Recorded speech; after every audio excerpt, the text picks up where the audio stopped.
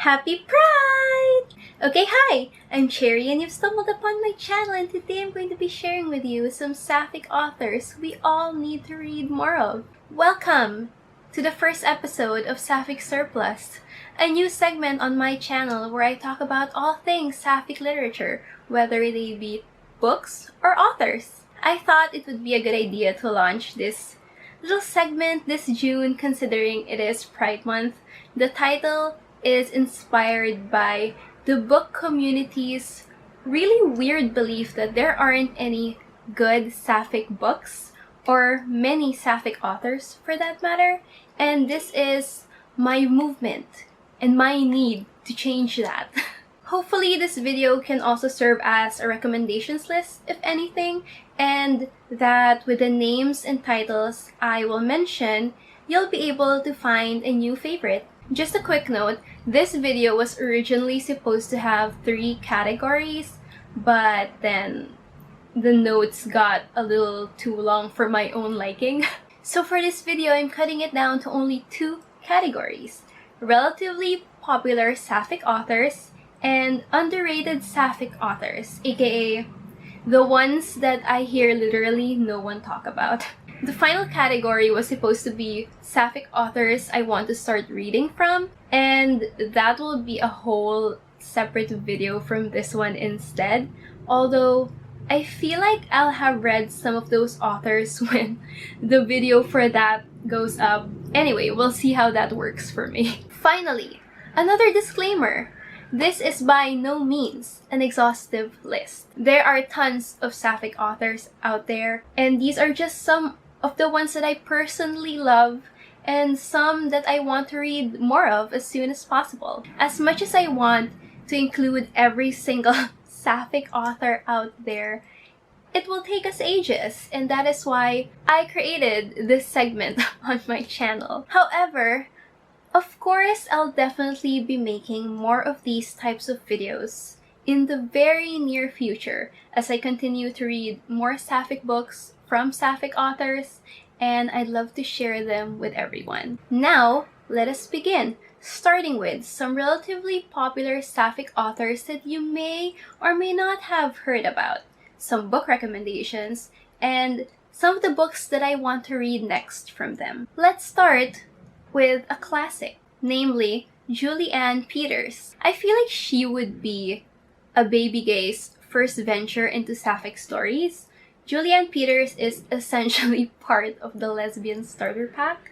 She's an author of both quirky middle grade sapphic books and angsty young adult ones. I know, I was surprised by the contrast at first too. The first and only book I read so far by Miss Peters is Rage, a Love Story. While I did fly through this book, it has heavy trigger warnings for domestic abuse, both physical and emotional. A lot of people have said that they found Rage really hard to get through, but they did not deny that this book is a story that needed to be told.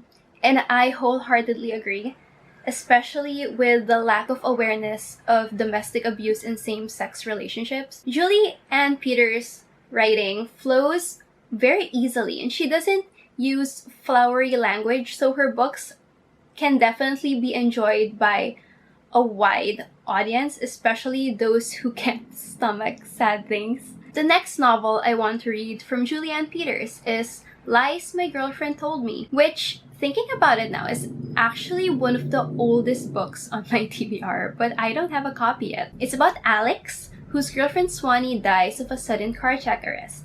Then, Alex finds out that Swanee has been living a double life and was seeing this other girl, Liana, on the side. Finding Swanee's phone, Alex pretends to be her dead girlfriend to gather information, but Alex finds herself getting closer to Liana. It sounds like a mess, and I'm actually here for it. I also really want to read Girl to Girl, which is her short story collection about the hurdles of young women navigating relationships and sexual identity. It's already on my Kindle, and it's really short, so I might actually read it this month as well. Next, we have a relatively new author and an immediate fan favorite, and that is Shara Smith. I finished the Falling in Love montage earlier this year, and I really liked it. It was one of my most anticipated romances of last year. The thing is, Shara Smith combines humor with hard-hitting themes really well. I did not expect to laugh and tear up as much as I did reading her debut. Basically, the Falling in Love montage is about Saoirse, who doesn't believe in romance. Then she meets Ruby, a girl who makes her want to break all her no-commitment rules. Together, they decide that they don't need romance to have one summer of romantic, cliche-filled fun. But what they don't know about the Falling in Love montage is that once it's over, the characters fall in love for real. The Falling in Love montage was such an amazing rom-com. I'm not surprised that a lot of queers love it so much. I also love how Saoirse identifies confidently as a lesbian, so there's an open, out and proud lesbian rep. Even though I'm not much of a young adult reader anymore, I am still super excited for her next novel, Not My Problem, which came out last May. This one is about Aiden, who has too many relationships she can't fix.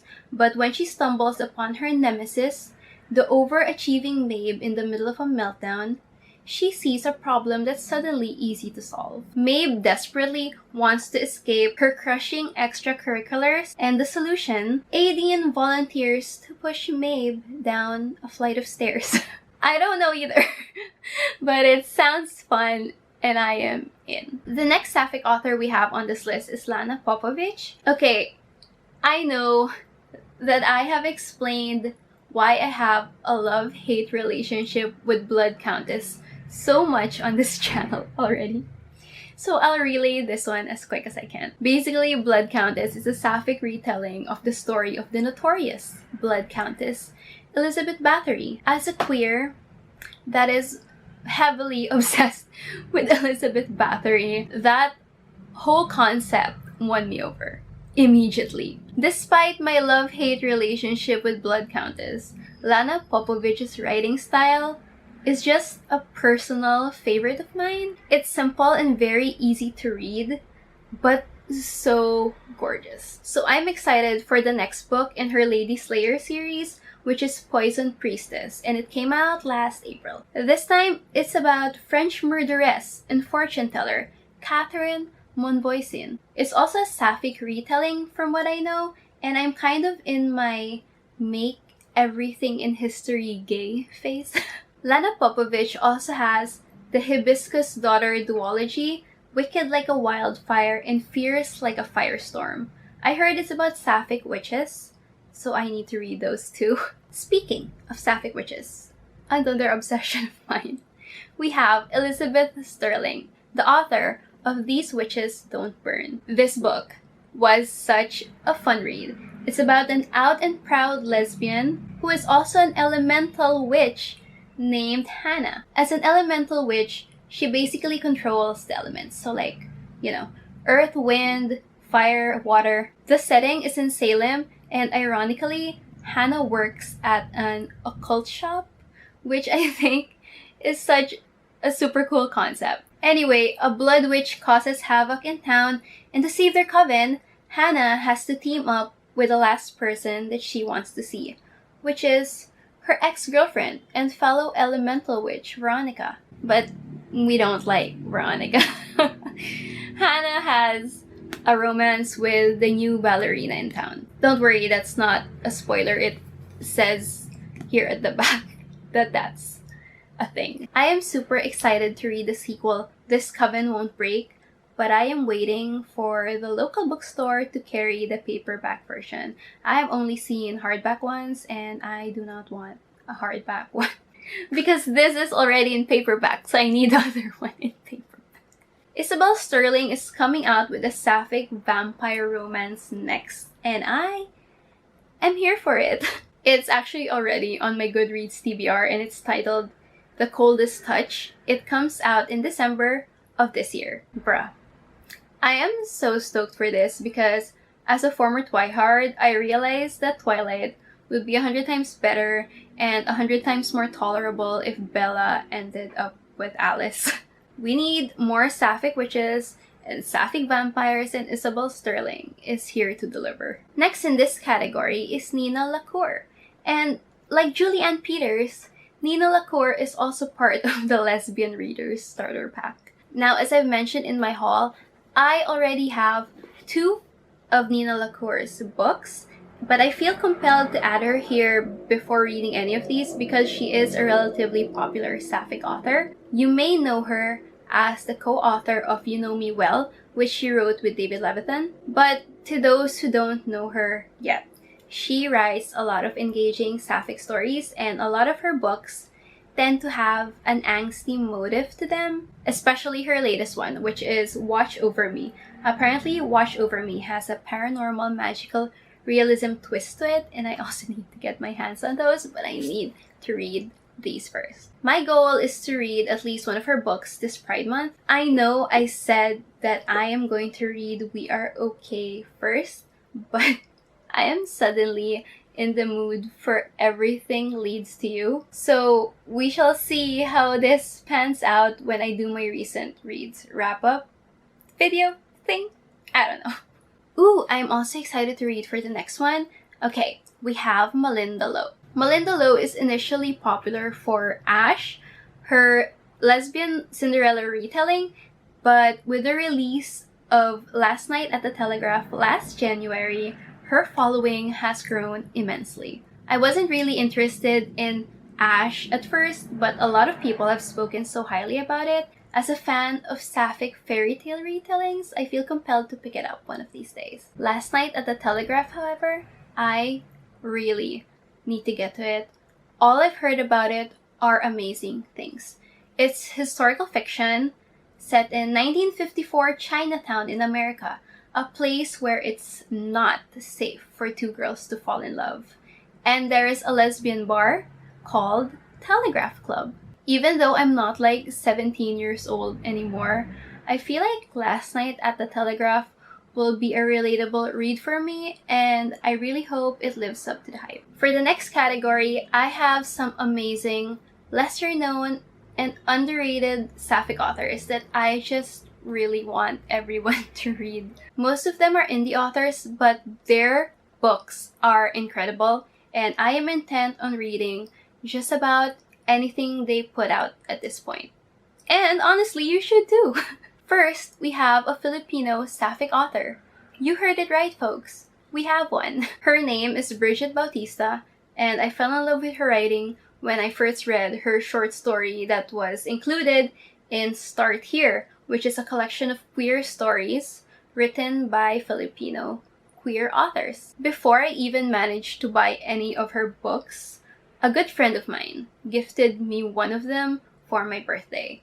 And it is the one that I really, really wanted to read. We have Don't Tell My Mother, which is super angsty. It's about 19-year-old Sam who had a good relationship with her overzealous mother and had no issues navigating her religious suburbia. That is, until she befriends her widowed neighbor and village outcast Clara. Their relationship grows into what her Christian village deems unnatural, and Sam is forced to examine her upbringing and come to terms with who she really is. Dude, this was so short, but it was so good.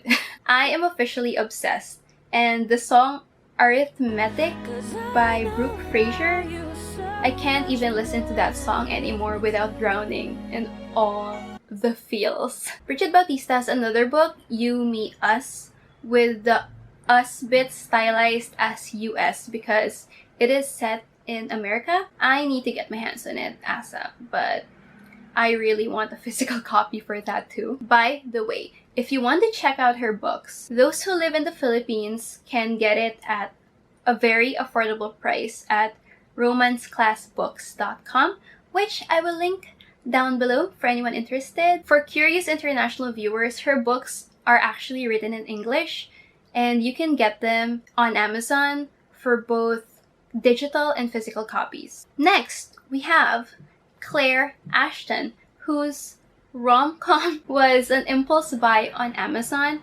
and was one of the first sapphic books I've ever owned. I bought it together with Rage. Claire Ashton writes a wide variety of genres, which was initially very surprising to me because the first book I read from her, titled That Certain Something, made me think she was strictly a romance comedy writer. By the way, my copy of That Certain Something is with my best friend, and I don't think she's read it yet, but it's such a cute story. It's about polar opposites Pia and Kate.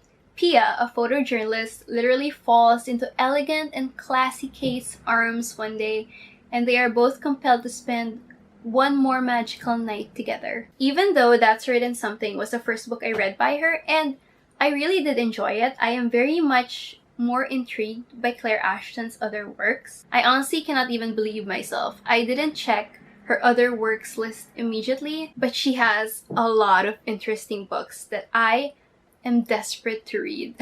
It's so hard being a slow reader. One of her oldest works, and one of the books I need to read soon, and by soon I mean like right now, is After Mrs. Hamilton. It's an age-gap lesbian romance with drama mystery aspects. In this, we follow Chloe, a high-class escort for women and someone who had a terrible experience with love. Then we have Mrs. Hamilton, who thinks a stranger might be able to heal her broken past. I also really want to read Finding Jessica Lambert, but like I've said so many times, I am intimidated by long books. But in this, we follow, well, Jessica Lambert, a movie star in danger of burning out. During the premiere of her latest film, she runs from fans and paparazzi and is saved by the beautiful and more mature Anna, who has removed herself from the world. After Mrs. Hamilton sounds so angsty, and Finding Jessica Lambert is intriguing as hell.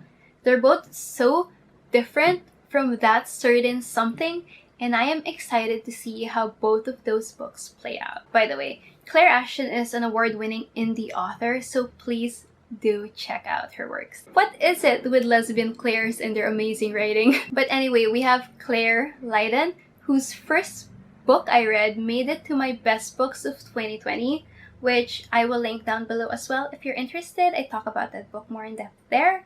But yes, the book is Before You Say I Do. The premise: what if you fall in love with your bridesmaid? Isn't that enough to reel you in? The drama, the tension, the gayness, literally everything. It made my entire year. Jordan is a professional bridesmaid hired by Abby's fiancé to help get her bride ready for the big day. Mistakes were made, obviously, because Abby is immediately drawn to Jordan. The wedding is weeks away. Will Abby make it to the altar? Dude, bruh, this was so good. I loved every second reading this. It was so much fun with just enough drama and smut to spice things up. Before You Say I Do basically made me add the entirety of Claire Lydon's written work list to my TBR. I made this book my personality for weeks. I have 3 of her other books on my immediate TBR. Twice in a Lifetime and You're My Kind are both sapphic second chance romances, which is one of my favorite tropes. I am also saving Christmas and Mistletoe for the holiday season. So excited. By the way, for those of you who are interested in a sapphic royalty romance, it's not a personal favorite trope of mine, but I know a lot of people are into royalty romances these days. Claire Lydon also has Once Upon a Princess. I definitely recommend you check Claire Lydon out. Next, we have Georgia Beers. I first encountered Georgia Beers because of a holiday-themed short story collection that she did with 2 other sapphic authors. It's called All I Want for Christmas, for those who are looking for more books to read for the holiday season. Georgia Beers caught my attention the most between all 3 of them because when I checked her list of books, a few of them was like, yes. The one I really want to read next, however, is Slices of Life, which is her own short story collection that offers glimpses into the lives of characters who happen to be lesbian. It's super short, so I hope to get to it during June as well. If not, then any time of the year will do, because Every month is Pride Month. Another Georgia Beers book I really want to read is Hopeless Romantic. It's a romance between a wedding planner and a divorce attorney. Did you hear what I said? A wedding planner and a divorce attorney. Isn't that just the fan fiction AU of your dreams? Because honestly, it is mine. And those are some of the sapphic authors I recommend you read this Pride Month. Or like any month. Every month, really. You know that one banner at this one protest that said, "A day without lesbians is like a day without sunshine"? Yes, that is exactly it. I do hope you pick up at least one book from this list, and I hope you find a new favorite book or author as well. If you have any of your own favorite sapphic books or authors, please do recommend them down below. My TBR is endless, but I welcome as many sapphic books as the world can give. But that is all I have for you today. Thank you so much for watching. I hope you enjoyed this video, and I will see you in my next one. Goodbye and happy Pride!